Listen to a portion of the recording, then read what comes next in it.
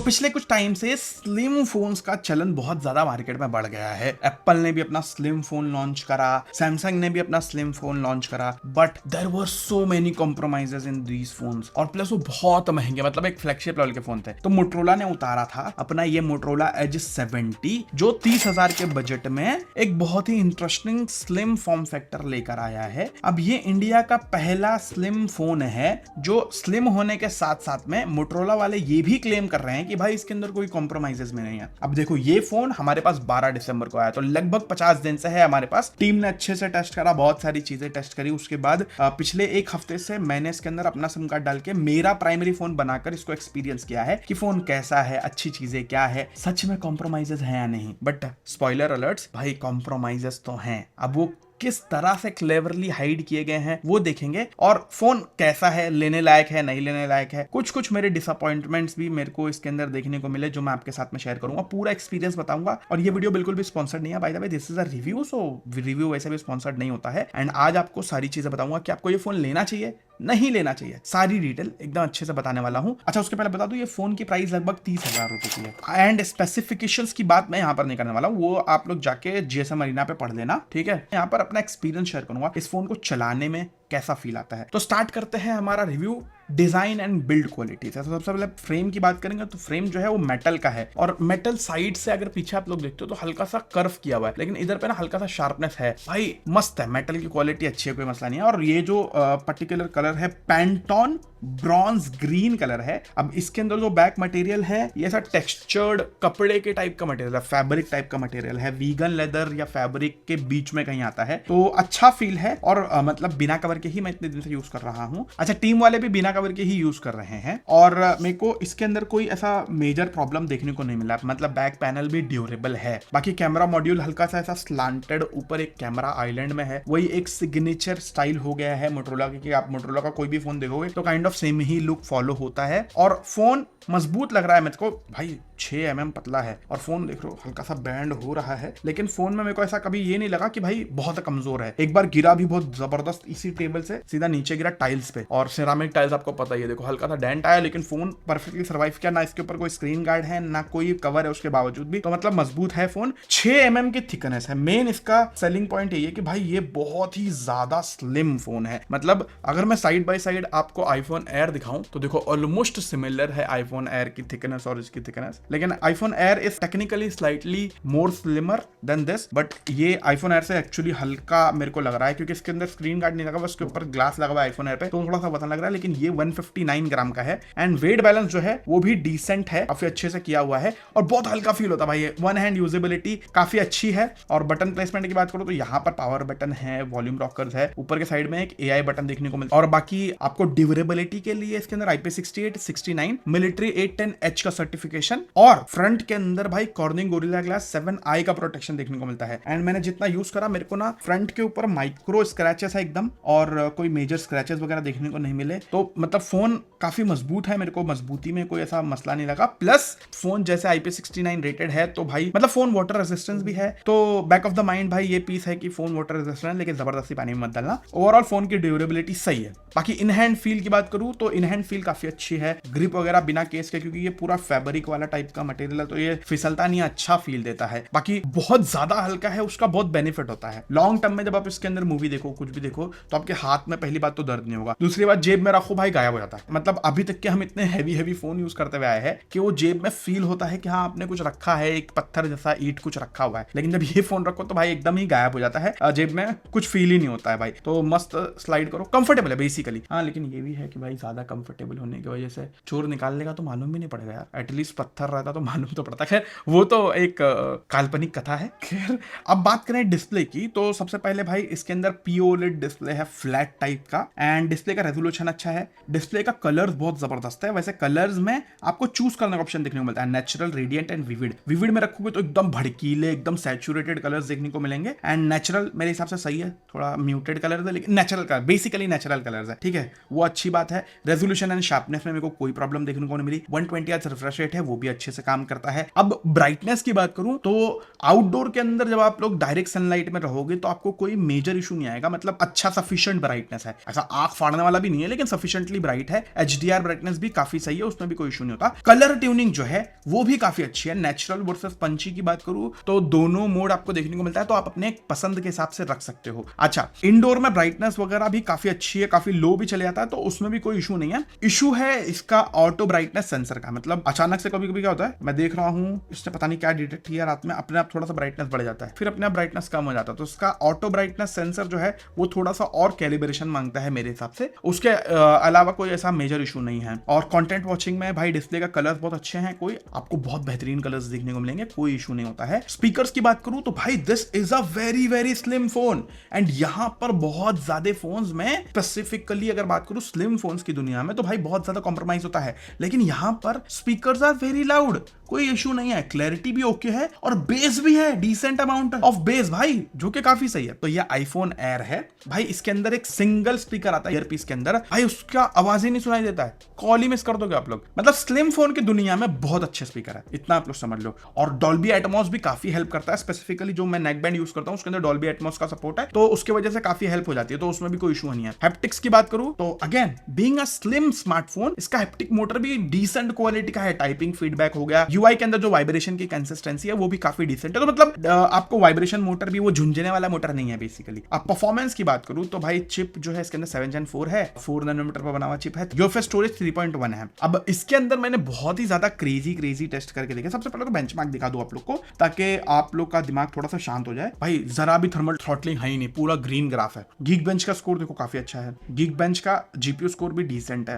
AnTuTu में 13,50,000 के आसपास का स्कोर इसने अचीव करा है, एंड यहां पर भी गर्माहट नहीं है, ठीक है। Wild life extreme stress test में भाई 99% की स्टेबिलिटी इसने लेकर आया है, तो ऐसा लगता है भाई क्या ही लेवल का जबरदस्त परफॉर्मेंस होगा ना। देखो स्लिम फोन है और उसके बावजूद भी यहां पर कोई थर्मल थ्रॉटलिंग नहीं है, तो ये भाई बहुत बड़ा अचीवमेंट है, बहुत अच्छी चीज है, मेरे को इसमें कोई प्रॉब्लम नहीं मिला। प्लस कोई मेरे को मेजर इसके अंदर गर्माहट का भी इशू देखने को नहीं मिला, लेकिन क्योंकि इसका सॉफ्टवेयर मैं चाह रहा हूं कि थोड़ा और अच्छे से ऑप्टिमाइज हो जाए, सॉफ्टवेयर की वजह से कहीं कहीं थोड़े बहुत माइनर जिटर्स मेरे को देखने को मिले, लेकिन कोई ऐसा मेजर वो नहीं है, हल्का हल्का कहीं कहीं ऐसा, मतलब देखो चलाने में कभी कभी बहुत फास्ट चलता है, लेकिन कभी कभी वो 120 हर्ट्ज से हल्का सा ड्रॉप होता है ना रिफ्रेश रेट, तो नजर में आता है, तो लाइक मेजर इशू नहीं है, हल्के माइनर जिटर्स वगैरह आपको देखने को मिलेगा, हल्के माइनर लैग्स एंड ऑल, वो लैक ऑफ ऑप्टिमाइजेशन का इशू है भाई, क्योंकि ये चिपसेट हमने यूज कर रखा है। अब ये चिपसेट के साथ में यूएफएस 3.1 स्टोरेज है, मतलब there is no major compromise in the hardware department. अगर थोड़ा सा यूआई को और रिफाइन करेंगे ना तो ये और भी ज्यादा अच्छा स्मूथ फील दे पाएगा, ठीक है। वहीं गेमिंग की बात करूं तो गेमिंग का हमने बहुत डिटेल में टेस्ट करा है, and this is not a gaming device भाई, याद रखो। ये आपको 120 एफपीएस की सेटिंग तो देखने को मिल जाती है, लेकिन अगर मैं सजेस्ट करूंगा अगर आपको गेम खेलना है तो 90 एफपीएस पर रख के खेलोगे तो अच्छा खासा आपको, क्योंकि एवरेज एफपीएस यहाँ पर 90 का आपको देखने को मिल रहा है। अगर 90 एफपीएस पे रख के खेलते हैं हम लोग तो यहाँ पर 87 एफपीएस के आसपास का हमको एवरेज एफपीएस निकाल कर दे रहा है, तो कैजुअल गेमिंग आप लोग कर सकते हो। अब ये ओवरऑल हर चीज में अच्छा कैटेगरी वाला फोन है, ऐसा नहीं है कि भाई गेमिंग में बहुत अच्छा है, तो गेमिंग अगर आपको करनी है तो इस प्राइस में आप दूसरे फोन देख सकते हो जिसमें बेटर गेमिंग है। थर्मल मैनेजमेंट काफी अच्छा है, मतलब मेरे को ना आइडियल पे कोई ऐसा मेजर टेम्परेचर गेन होते हुए मिला, ना ही गेमिंग पे जैसा आप लोग गेमिंग में देख रहे हो 1 घंटे का गेमिंग करा है हमने, 55 मिनट्स का गेम प्ले है, वो भी 120 एफपीएस पे, मैक्सिमम टेम्परेचर 41 डिग्री सेल्सियस गया है, एंड जब 90 एफपीएस पे खेला गया तो 38 डिग्री सेल्सियस पे गया, तो कोई ऐसा हीटिंग का इशू भी नहीं है। एंड मेरे यूसेज में मैंने बिना कवर के यूज करा, मेरे को कभी भी ऐसा फील नहीं हुआ कि फोन हीट हो रहा है या इवन वार्म भी नहीं फील हुआ, तो काफी सही है, मतलब कोई इशू नहीं होता, इवन कंफर्टेबल भी है, तो उसका कोई इशू नहीं है, मतलब while taking calls and all तो फोन कैसा कुछ वार्म हो जाता है, तो कंफर्ट नहीं बैठता कॉल करने में, लेकिन ये फोन ऐसा कुछ इशू दिखाया नहीं। अब बात करेंगे भाई सॉफ्टवेयर एक्सपीरियंस की, एंड यहाँ पर मोटरोला का सबसे बड़ा स्ट्रेंथ हुआ करता था, एंड उस मामले में मैं बोलूंगा मोटरोला उतना ज्यादा तगड़ा काम नहीं कर रहा है। आई होप कि मोटरोला इस चीज को जल्दी से जल्दी फिक्स करे, क्योंकि आई लव मोटरोला फोन्स भाई, and I have recommended them a lot. मैंने बहुत सारे लोगों को रिकमेंड किया, बहुत सारे मेरे आसपास में लोग मोटरोला के फोन यूज कर रहे हैं। अब ये एंड्रॉइड 16 के साथ में आता है, ऑलमोस्ट जैसा क्लीन यूआई एक्सपीरियंस होता है ना, जैसा पिक्सल वगैरह में आता है, एकदम स्टॉक एंड्रॉइड का फील देने की कोशिश है विद सम एडेड पर्क्स। ठीक है, अब प्रॉब्लम वो नहीं है, प्रॉब्लम ये है कि बहुत सारे इन लोग ने एक्स्ट्रा पर्क्स डालने के चक्कर में, एक्स्ट्रा पर्क्स भी और प्लस थोड़ा फोन सस्ता करने के चक्कर में थोड़े बहुत ब्लोटवेयर डाले हैं। जैसे एग्जांपल के लिए, जैसे मैंने ऑन किया तो डिस्कवर न्यू ऐप का आ गया ऑप्शन, तो यहाँ पर देखो इतने सारे ऐप इंस्टॉल करने खुद से ऑप्शन दे रहा है भाई, बबल शूटर एंड ऑल। उसके बाद में जैसे आप देख रहे हो यहाँ पर मोटो ऐप मैनेजर में डायरेक्टली ऐसे ऐड आते हैं, ऐड ही मैं इसको बोलूंगा भाई। उसके बाद जब मैंने ऐप ड्रॉर ओपन किया तो यहाँ पर आप देखो ऐप में यहाँ पर रिकमेंडेशन आ रहा है। उसके बाद यहाँ पर अगर आप देखते हो तो न्यूज फीड का ऑप्शन है, उसमें भर भर के एड्स है। ये सारी चीजें आप लोग बंद कर सकते हो इजीली, तो ये अच्छा ऑप्शन है कि एटलीस्ट बंद करने का ऑप्शन है। तो मैंने वो सारी चीजें बंद कर दिया, तो यूआई थोड़ा बहुत क्लीन हो गया, इसमें कोई इशू नहीं है। बाकी सिस्टम वाइड कोई मेजर एड्स का ऐसा मसला नहीं है। खैर उसके बाद मैं बात करूं बैकग्राउंड ऐप किलिंग की, क्योंकि इसके अंदर जो रैम मैनेजमेंट है वो इतना स्ट्रांग नहीं है, ये मेरे को बहुत इरिटेटिंग पार्ट लगा। उसकी वजह ये है कि मैं ये एप्लीकेशन यूज करता हूं FKM करके, Franco kernel manager, to monitor the battery कि बैटरी कितनी चल रही है, बैटरी का पूरे स्टैट्स देखो। अब ये सुबह में रीसेट किया था, अपने आप बैकग्राउंड से निकल गया, अब वापस ओपन किया तो सिर्फ 13 सेकंड दिखा रहा है, 72% बैटरी आ गई, तो पूरा यूसेज इसने मॉनिटर ही नहीं किया। तो थोड़ा सा एग्रेसिव है बैकग्राउंड किलिंग के मामले में। प्लस इनका जो सॉफ्टवेयर अपडेट पॉलिसी है, 3 साल का मेजर सॉफ्टवेयर, 5 साल का सिक्योरिटी अपडेट, काफी सही है। और प्लस फीचर्स तो भाई दुनिया भर के हैं मोटरोला के, देखो स्मार्ट कनेक्ट हो गया, Moto secure, family space, Dolby Atmos और दुनिया भर की चीजें आपको देखने को मिल जाती है जो काफी काम की है। एंड ये सारे जो जेस्चर्स है भाई, ये तो प्लस सोने पे सुहागा ही है, ये वाले सब तो बहुत सारी अच्छी अच्छी चीजें हैं, लेकिन थोड़ा रिफाइनमेंट करने की जरूरत है। बाकी अब बढ़ते हैं कैमरास की तरफ, एंड यहां पर मैं बोलूंगा भाई मोटरोला ने दमदार काम करा है, क्योंकि इसमें भाई I am very happy with the camera off this phone. 2 कैमरे का सेटअप आता है, 50 megapixel main, 50 megapixel ultra wide और 50 मेगापिक्सल का फ्रंट फेसिंग कैमरा है। एंड जितना मैंने टेस्ट करा, इसके कैमरास बहुत अच्छे हैं। डे लाइट में जो फोटोज वगैरह की क्वालिटी है वो काफी अच्छी रहती है। Dynamic range is very nice, मतलब एक्सपेक्टेशन से ज्यादा अच्छी डायनेमिक रेंज ये निकालता है। और स्पेसिफिकली जब आप बात करोगे कि भाई ये जो प्राइस में आ रहा है, वो प्राइस में काफी अच्छी फोटोज निकालता है। डिटेल वगैरह काफी रिटेन रहती हैं, जैसे देख लो डिटेल वगैरह काफी सही है, अच्छे से रिटेन करा है। अगर आप ये फोटो देखो तो डिटेल वगैरह में भी कोई ऐसा मेजर कॉम्प्रोमाइज नहीं है। एंड उसके बाद HDR कंसिस्टेंसी भी काफी अच्छी है, जैसे आप ये फोटो देखो तो ठीक है, मतलब ऐसा मैं बोलूंगा कुछ फोटोज है, जैसे ये फोटो देखो तो यहाँ पर ये जो फूल है पर्टिकुलर एरिया, ये थोड़ा सा ब्लोन आउट है, लेकिन जो प्राइस में है वो प्राइस में बहुत अच्छे फोटोज है। शटर स्पीड वगैरह भी अच्छी है, फोटो की क्वालिटी अच्छी है, डायनेमिक रेंज भी सही है, मोशन ब्लर वगैरह को भी अच्छे से मैनेज करता है, स्पेसिफिकली अगर डे लाइट है तो। और इवन अल्ट्रा वाइड की बात करूं तो वहां पर भी ये मेन कैमरे से मैच करने की कोशिश करता है, एकदम 100% मैच तो नहीं है, लेकिन बुरा भी नहीं है भाई, आपका काम चल जाएगा ऐसा समझ लो। एंड जैसे आप यहाँ पर देख रहे हो काफी मस्त फोटो लेता है ultra wide quality, ultra wide वाला कैमरा भाई देख रहे हो, मतलब इसमें मैक्रो भी फोटोज आते हैं मैक्रो वाले, और अच्छी फोटोज ले रहा है भाई, मतलब मैंने जो सोचा था ये प्राइस में उससे ज्यादा अच्छी फोटो ये फोन ले रहा है। इवन जो पोर्ट्रेट की क्वालिटी है, एज डिटेक्शन ले लो, स्किन टोन्स की एक्यूरेसी ले लो, एंड बैकग्राउंड ब्लर वगैरह की बात करूं उसमें भी कोई मेरे को मेजर इशू देखने को नहीं मिला। पोर्ट्रेट की क्वालिटी भी अच्छी है। लो लाइट में थोड़ा सा जो डिटेल है वो लूज करता है पोर्ट्रेट फोटोज वगैरह, इवन जो नॉर्मल फोटोज है वो हल्का सा डिटेल लूज करता है, बट ठीक है यार, मतलब जो प्राइस में है वो प्राइस में इतना अच्छा कोई दूसरा फोन तो नहीं है। मतलब डेफिनेटली एक आध फोन होंगे, तो अगर मैं कैमरास की बात करूं तो टॉप 5 में डेफिनेटली है भाई, काफी दमदार है कैमरास इसके। हाँ, वीडियो रिकॉर्डिंग की बात करूं तो 4K 60 FPS में आप लोग सब कैमरा से वीडियो रिकॉर्ड कर सकते हो, काफी अच्छी है। डे लाइट में तो बहुत जबरदस्त वीडियो क्वालिटी आती है, कोई इशू नहीं होता। अगर आप लो लाइट में 4K 60 FPS में रिकॉर्ड करते हो, क्योंकि ये EIS भी यूज करता है, तो EIS के वजह से हल्का सा जेलो इफेक्ट आपको देखने को मिलता है लो लाइट के अंदर, लेकिन डे लाइट में भाई अच्छी वीडियोस निकालता है। एंड कुछ वीडियो सैंपल तो मैं आपको दिखा ही रहा हूं। एंड अब ये वीडियो देखो, अब ये जो वीडियो है ये रियर फेसिंग से है, तो अगर आप लोग अच्छे लाइटिंग स्टूडियो वाले एनवायरनमेंट में वीडियो शूट करते हो तो कुछ इस तरह की वीडियो बना लेगा ये वाला फोन। एंड अल्ट्रा वाइड का भी क्वालिटी कुछ इस तरह का है। हेलो 1 2 3 4 देख लो, आप लोग इसके फ्रंट फेसिंग कैमरे से 4K 60 FPS में वीडियो रिकॉर्ड कर सकते हो। अब यहाँ पर मैं कैसा थोड़ा स्टूडियो एनवायरनमेंट में लाइट वगैरह है, इसके सामने रिकॉर्ड कर रहा हूँ ताकि आपको एक आइडिया लगे कि कैसा रिकॉर्ड करता है ये। कुछ इस तरह की वीडियो है, एंड ऑडियो भी इसी से रिकॉर्ड हुई है, तो ये आपको स्टूडियो की वीडियो भी मैंने दिखा दी। ओवरऑल कुछ इस तरह की क्वालिटी की वीडियोस एंड फोटोज भाई ये ले लेता है। फ्रंट कैमरे की बात नहीं करी मैंने, फ्रंट कैमरे में भी अगर बताऊं तो मेरे को फ्रंट कैमरा भी इसका अच्छा लगा है। स्किन टोन हो गया, डिटेल हो गया, जैसे आप देख रहे हो स्किन टोन वगैरह काफी अच्छे से इसने प्रिजर्व करा है। जो प्राइस में आ रहा है वो प्राइस में मेरे को अच्छा लगा। इवन फ्रंट फेसिंग कैमरे की वीडियो क्वालिटी भी सही है, जैसे आपने वीडियो तो देख ही लिया। एंड लो लाइट में सेल्फीज भी डिसेंट आ जाती है, तो मेरे को कैमरा से मेजर इसमें कोई शिकायत नहीं है। मतलब जो मोटोरोला ने बोला था नो कॉम्प्रोमाइज स्लिम फोन। मेरे को लग रहा है कि भाई पूरा इन लोग ने ताकत कैमरा में लगा दी है, क्योंकि कैमरे में मेरे को कोई मेजर कॉम्प्रोमाइज नहीं लगा। अच्छा फोन है कैमरे के मामले में, हालांकि टेलीफोटो लेंस नहीं है, लेकिन भाई क्या है बच्चे की जान लोगे क्या भाई, 30,000 रुपए दे रहे हो। बाकी बैटरी लाइफ की बात करूं तो यहाँ पर आई वाज नॉट एक्सपेक्टिंग कि भाई इतनी अच्छी बैटरी लाइफ होगी। क्यों? क्योंकि पहली बात तो 5 mm का फोन है, ठीक है, आई मीन 6 mm का फोन है, तो वैसे ही आप लोग समझ लो बहुत पतला फोन है और उतना अच्छी बैटरी लाइफ आपको मिलने वाली नहीं है। लेकिन ऐसा मैंने सोचा था। सबसे शॉकिंग चीज मेरे को ये लगी कि इतने पतले फोन में इन लोगों ने 5000 mAh बैटरी डाली है। 5000 mAh, सोचो आईफोन एयर में 3000 mAh है, 5000 mAh बैटरी है भाई इसके अंदर। एंड वो चीज दिखती भी है भाई, यूज करने के टाइम पे बैटरी अच्छी खासी चलती है इसकी। 1.5 दिन चल रहा है मेरे यूसेज में, विच इज अमेजिंग। हालांकि मेरा जो FKM ऐप है उसमें मैंने रिकॉर्ड नहीं कर पाया, और इन लोग का जो बैटरी वाला मतलब बैटरी यूसेज वाला जो ऑप्शन है उसके अंदर डायरेक्ट स्क्रीन ऑन टाइम दिखाता ही नहीं है, समझ रहे हो, खाली यूसेज दिखाता है। देखो अभी ये यूसेज दिखा रहा है यहाँ पर। तो आज सुबह फोन चार्ज करके निकला हूँ एंड अगेन यहाँ पर देखो आप लोग 71% पे है फोन। एक्चुअली रात में ही फोन चार्ज हो गया था। तो एक चीज मैं बोलूंगा कि मतलब I am very very happy भाई। अब यूसेज मेरा बहुत ज्यादा नहीं है, अगर मैं पूरे 14 दिन का यूसेज दिखाऊं तो यहाँ पर यूट्यूब, कैमरा, इंस्टाग्राम यही सब यूज किया भाई, फालतूगिरी, ज्यादा कुछ काम का यूसेज है नहीं, गेम वगैरह तो मैंने खेला नहीं। और अगर मैं स्क्रीन ऑन टाइम बताने की कोशिश करूं तो लेट मी शो यू। तो देखो आज का स्क्रीन ऑन टाइम है 5 घंटा 24 मिनट, कल का 5 घंटा है, उसके पहले 4 hour 39 minutes, 5 hour 36 minutes, 4 hour 11 minutes. तो मतलब समझ लो 5 घंटा पर डे का स्क्रीन ऑन टाइम है और 1.5 दिन चल रहा है, तो समझ लो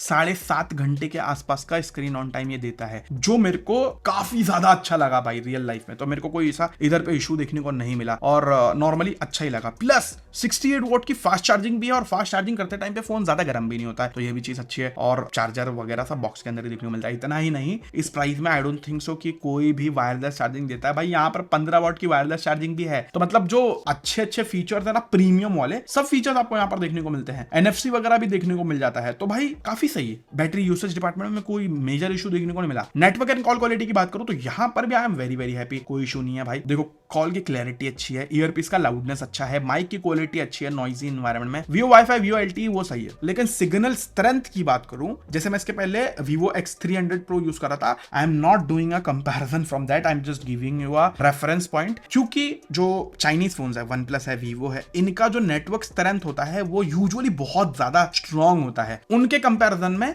इसका उतना अच्छा नहीं है। अगर मैं उसको लेट्स से 10 में से 9 नंबर दूंगा ना, उतना नंबर डिजर्व करता है भाई, मतलब 9 आउट ऑफ 10 उसका सिग्नल स्ट्रेंथ जो है वो डिजर्व करता है। चाइनीज फोन्स का बहुत तगड़ा सिग्नल स्ट्रेंथ होता है, तो उन फोन्स को अगर मैं 9 आउट ऑफ 10 दूंगा तो इसको, सैमसंग को, एप्पल को एंड इवन गूगल के फोन्स को तो मैं 6 पॉइंट ही दूंगा भाई, उससे ज्यादा नहीं दे पाऊंगा। एंड सैमसंग, एप्पल को मैं लगभग 7 पॉइंट दूंगा, इसको भी लगभग मैं 7 पॉइंट ही दूंगा। इतना ज्यादा फर्क है। आई होप आपको मैं इस एनालॉजी से, इस पॉइंटर सिस्टम से समझा पाया रहूंगा। बाकी आपको इधर इन डिस्प्ले फिंगरप्रिंट स्कैनर देखने को मिलता है और जो फ्रंट फेसिंग कैमरा है उसमें फेस अनलॉक है, तो कुछ इस तरह से काम करता है, डिसेंट काम करता है, कोई इशू नहीं है। और जो इन डिस्प्ले फिंगरप्रिंट स्कैनर है स्टॉक एंड्रॉइड वाला हिसाब किताब है भाई, और नॉर्मल वाला फिंगरप्रिंट स्कैनर है, अल्ट्रासोनिक नहीं है। लेकिन भाई ये प्राइस में क्या ही मैं अल्ट्रासोनिक बोल रहा हूँ भाई, क्या ही फालतू गिरी यार। लेकिन नीचे है स्पीड सही है, मतलब स्पीड थोड़ी सी स्लो है लेकिन ठीक है, कोई ऐसा इशू नहीं है। स्टेबिलिटी अच्छी है, एक्यूरेसी अच्छी है, इवन फेस अनलॉक की भी स्टेबिलिटी अच्छी है, तो इधर मेरे को कोई इशू नहीं है। तो मैंने सारी चीजें आपको एक्सप्लेन कर दी होपफुली। और एक दो चीज AI वगैरह के बारे में मैंने बात ही नहीं करा, क्योंकि मैंने इसका जो परप्लेक्सिटी AI है वो ज्यादा यूज नहीं करा, और इनका जो खुद का AI है वो भी मैंने ज्यादा यूज नहीं करा। मतलब ठीक है, वो आप यूज करोगे तो यूज टू हो जाओगे, अच्छी चीज है, उसमें कोई इशू नहीं है। अब बात करते हैं भाई ये फोन किसको लेना चाहिए। मतलब अगर आप लोग 30,000 के अंदर कोई फोन देख रहे हो तो ये फोन की अच्छी चीजें क्या है, ये फोन कहां जीतता है कंपटीशन के कंपैरिजन में, और कहां ये उन कंपटीशन फोन्स के कंपैरिजन में हार जाता है। जीतने की बात करूं तो भाई इससे अच्छा स्लिम खूबसूरत फोन आपको नहीं मिलेगा भाई ये प्राइस में, ठीक है। फॉर्म फैक्टर इसका एकदम बवाल है, लुक एंड फील एकदम जबरदस्त है भाई। मतलब कोई भी देखता तो बोलता भाई कोई महंगा फोन है, तो ये चीज समझ लो। प्लस बहुत पतला है और हल्का है, तो ये form factor, look and feel इसका जबरदस्त है। कंफर्ट लेवल बहुत ही जबरदस्त है, तो वो एक बहुत बढ़िया चीज है। मतलब इसके सामने कोई भी फोन नहीं है इस प्राइस रेंज में। दूसरी चीज है भाई कैमरास के मामले में भी भाई बहुत जबरदस्त है, कैमरा इसके बहुत अच्छे हैं, वन ऑफ द बेस्ट है भाई ये प्राइस रेंज में फॉर श्योर। हाँ, हारता कहां है अगर मैं कंपटीशन से कंपेयर करूं तो कंपटीशन का कंपैरिजन में परफॉर्मेंस हो गया, परफॉर्मेंस इसका डिसेंट है, मतलब रॉ परफॉर्मेंस अच्छा है, ऐसा खराब नहीं है, लेकिन सॉफ्टवेयर रिफाइनमेंट में थोड़ा सा हार जा रहा है। स्पेसिफिकली अगर मैं इसको कंपेयर करूं ऑक्सीजन ओएस वाले सॉफ्टवेयर से, तो वहां पर सॉफ्टवेयर रिफाइनमेंट में ये थोड़ा सा हार जा रहा है। अब सिंपल सी बात बताऊं, ये फोन किसको लेना चाहिए, किसको नहीं लेना चाहिए। अगर आप लोग गेमिंग करते हो बहुत ज्यादा, अगर आपको परफॉर्मेंस सेंट्रिक फोन चाहिए, तो भाई ये फोन आपके लिए नहीं है। तो फिर आप दूसरे फोन iQOO या OnePlus की तरफ चले जाओ, वो ज्यादा बेटर है आपके लिए। लेकिन अगर एक नॉर्मल इंसान हो, आप लोग को एक अच्छा लुक एंड फील वाला फोन चाहिए, कंफर्ट लेवल जबरदस्त चाहिए, तो उस मामले में ये फोन जबरदस्त है, उसमें कोई इशू नहीं है। अब रिसेंट टाइम में आपने अगर इसकी सर्विस को एक्सपीरियंस किया है, तो प्लीज शेयर योर ओपिनियन। आपको कैसा उसका एक्सपीरियंस लगा सर्विस सेंटर का, अपना ओपिनियन नीचे कमेंट्स में बताओ, काफी लोग की हेल्प होती है भाई। सो ये था भाई full review of this Motorola Edge 70। I hope आपको वीडियो अच्छी लगी होगी। अगर अच्छी लगी तो लाइक शेयर सब्सक्राइब कर देना। एंड अगर आपको ये फोन या फिर कोई भी और फोन बाय करना है, तो यहाँ पर व्यू प्रोडक्ट जो है उस पर क्लिक करके आप लोग बाय करोगे, तो थोड़ा चैनल की भी हेल्प हो जाती है। तो yeah that's it, thank you so much for watching this video guys, bye bye.